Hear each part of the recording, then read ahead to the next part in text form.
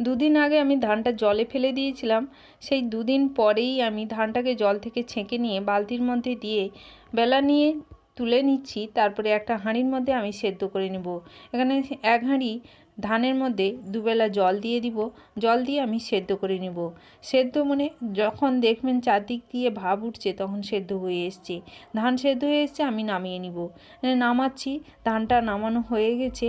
তারপরে নামিয়ে নিয়েই একে রোদে রসটা শুকিয়ে আসবে, এই রকম শুকিয়ে নিতে হবে, ঝরঝরে করে নিয়ে তুলে রেখে দিতে হবে। তারপরে আবারও দুদিন রেখে দিয়ে বাড়িতে, তারপরে পরের দিন আবারও ভালো করে শুকিয়ে নিয়ে তারপরে ভাঙতে যেতে হবে।